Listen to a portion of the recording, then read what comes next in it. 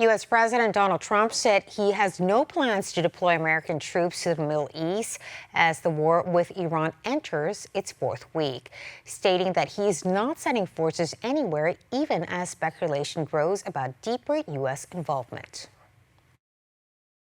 His remarks come as Washington weighs how far it is willing to go to dismantle Iran's weapons program, including the possibility of seizing nuclear material believed to remain buried under rubble, despite last summer's military operation that Trump declared had obliterated the country's nuclear capabilities.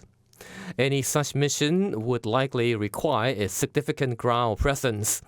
The administration is also considering sending air and naval forces to help secure safe passage for oil tankers through the Strait of Hormuz after Iran shut the route in response to the conflict, a move that could also involve deploying troops along Iran's coastline.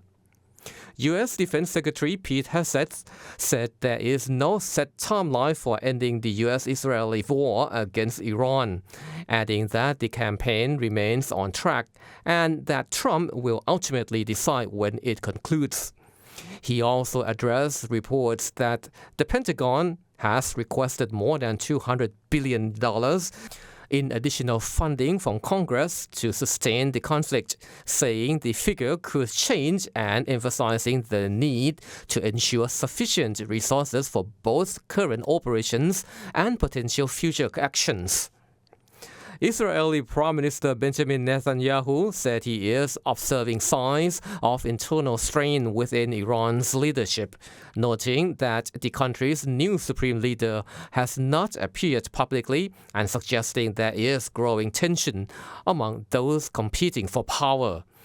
He said Israel is working to exploit these divisions both within the top command and on the ground. Israel reported that an oil refinery in the northern city of Haifa was struck in an Iranian missile attack, though no significant damage was recorded. Energy Minister Eli Cohen said the strike briefly disrupted power before service was restored for most customers. The attack is part of a broader wave of Iranian retaliation across the region following Israeli strikes on energy infrastructure, including Tehran's targeting of several oil and gas facilities in the Gulf after an Israeli attack on the South Pars offshore gas field earlier in the week.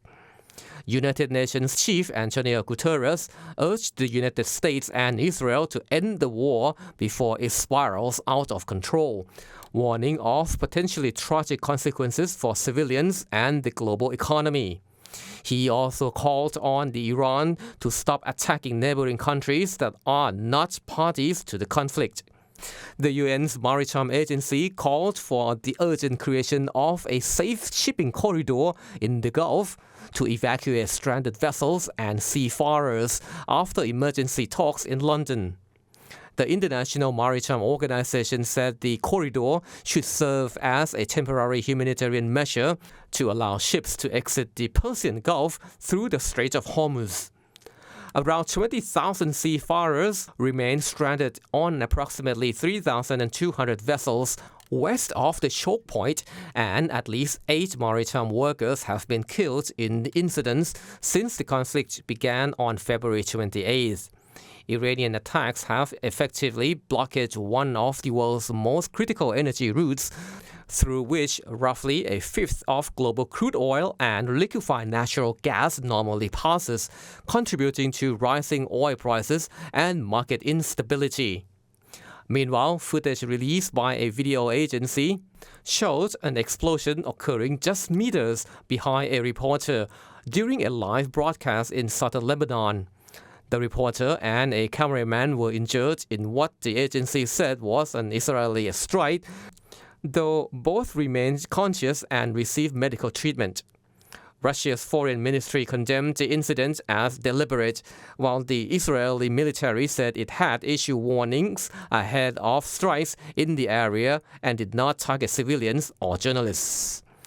Images from eastern areas near Taiz in Lebanon showed widespread destruction as Israeli forces intensify operations across Lebanon, carrying out heavy strikes and ground incursions in the south. Local authorities say the campaign has killed at least 968 people and displaced more than 1 million others.